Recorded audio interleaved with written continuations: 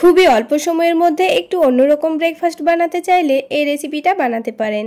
আসসালামু আলাইকুম বন্ধুরা, কিচেন বাঙালিয়ানা চ্যানেলে আপনাদের সবাইকে স্বাগত জানাই। হাতের কাছে শুধুমাত্র ডিম ও ময়দা থাকলে এই অসংখ্য লেয়ারযুক্ত ক্রিস্পি নাস্তাগুলো খুব সহজেই বানিয়ে নিতে পারবেন।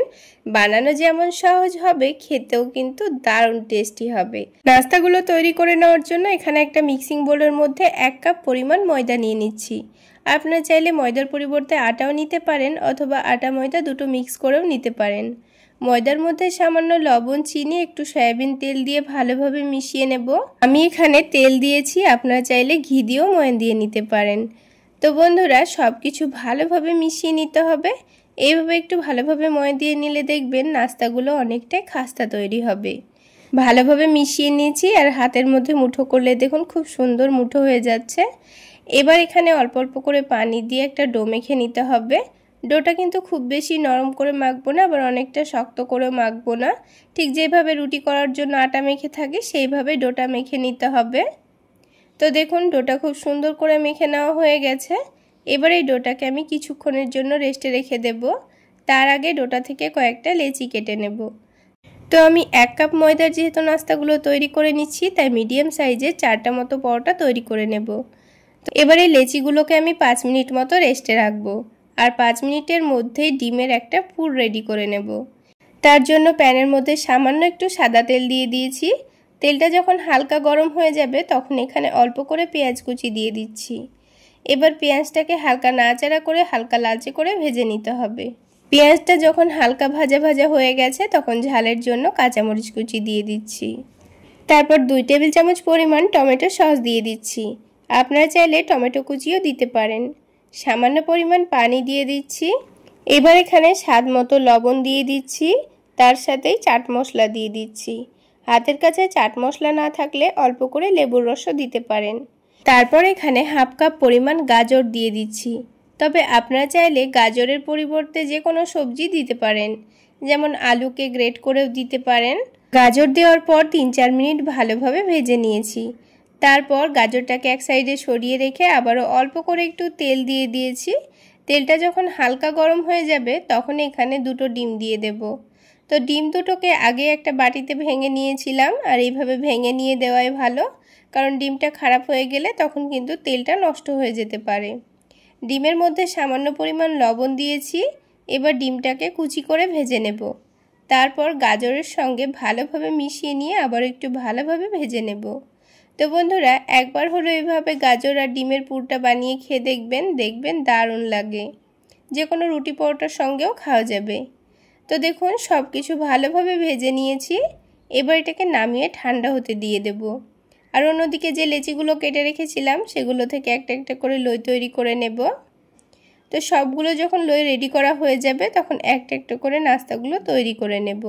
এবার নাস্তাগুলো তৈরি করে নেওয়ার জন্য অল্প করে একটু ময়দা ছড়িয়ে দিয়েছি। আর ময়দা দিয়েই কিন্তু রুটিটাকে বেলে নেব। আপনারা চাইলে তেল দিয়েও বেলে নিতে পারেন। পাতলা করে বেলে নিয়েছি। এবার ওপর থেকে অল্প করে একটু সাদা তেল দিয়ে দিচ্ছি। তারপর রুটির চারিদিকে ভালোভাবে ছড়িয়ে দেব। তো নাস্তাগুলো যেহেতু একটু লেয়ারযুক্ত তৈরি করব, তাই এখানে অল্প করে তেল দিয়ে দিয়েছি। এবার এই তেলের ওপর অল্প একটু ময়দা ছড়িয়ে দেব, তাহলে লেয়ারগুলো খুব সুন্দর খুলে খুলে আসবে। এবার এই রুটিটাকে এক সাইডটা ধরে একটু ভালোভাবে চেপে চেপে রোল করে নেব। তো আপনারা দেখে নিশ্চয়ই বুঝতে পারছেন আমি কাজটা কিভাবে করে নিচ্ছি। তো দেখুন রুটিটাকে ভালোভাবে রোল করে নিয়েছি। আর এইভাবে চেপে চেপে লম্বা করে নেওয়ার পর এইভাবে হাতের মধ্যে একটু পেঁচিয়ে লই তৈরি করে নেব। তো একটা লেয়ারযুক্ত পরোটার জন্য লেচি কিন্তু আমাদের রেডি হয়ে গেছে। সবগুলো এভাবে রেডি করে নিয়ে অল্প করে একটু তেল মাখিয়ে 5 মিনিট মতো রেস্টে রেখে দেব। 5 মিনিটের মধ্যে লেচিগুলো কিন্তু অনেকটাই নরম হয়ে যাবে। তারপর একটা একটা করে পরোটাগুলো আপনাদের তৈরি করে দেখিয়ে দিচ্ছি। তো দেখুন এবার বেলে নেওয়ার সময় কিন্তু তেল বা ময়দা কিছুই ব্যবহার করব না, এমনি খুব সুন্দর বেলে নেওয়া হয়ে যাবে। তো রুটিটাকে পাতলা করে বেলে নিয়েছি। এবার যে ডিমের মিশ্রণটা আমি রেডি করে রেখেছিলাম এটাও কিন্তু ঠান্ডা হয়ে গেছে।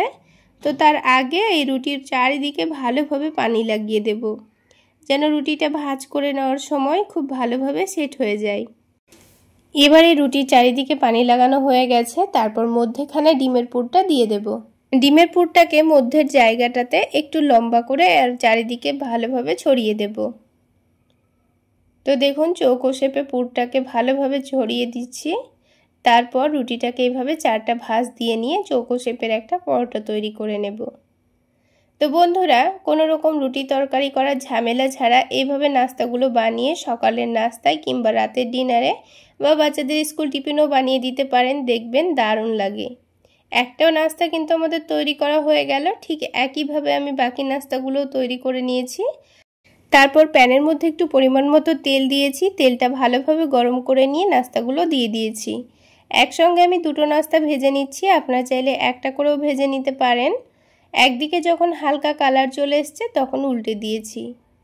এইভাবে উল্টে পাল্টে একটু ক্রিস্পি করে ভেজে নিতে হবে। আর দুই দিকে যখন খুব সুন্দর কালার চলে আসবে তখন তেলটা ঝেঁকে নিয়ে তুলে নেব। তাহলে বন্ধুরা, আজকের এই নাস্তা রেসিপি আপনাদের কেমন লাগলো অবশ্যই কমেন্ট সেকশানে জানাবেন। আর ভালো লাগলে একটা লাইক শেয়ার করে দেবেন। আর আমার এই সহজ রেসিপিগুলো যদি ইউটিউব চ্যানেল থেকে দেখে থাকেন চ্যানেলটি সাবস্ক্রাইব করে দেবেন। আর ফেসবুক পেজ থেকে দেখে থাকলে পেজটি ফলো করে দেবেন। তো বন্ধুরা দেখুন, দুটো নাস্তা কিন্তু আমাদের ভেজে নেওয়া হয়ে গেল। বাকি দুটোও ঠিক একইভাবে ভেজে নেব। এবার একটা নাস্তা ভেঙে এর ভেতরটা আপনাদের দেখিয়ে দিচ্ছি। ওপর থেকে যেমন ক্রিস্পি লেয়ারযুক্ত তৈরি হয়েছে, ভেতর থেকে তেমনই সফট নরম। একবার বানিয়ে খেয়ে দেখবেন, খেতে কিন্তু দারুণ লাগে। তাহলে বন্ধুরা, আজকে এই পর্যন্তই। সকলে অনেক বেশি ভালো থাকবেন, সুস্থ থাকবেন।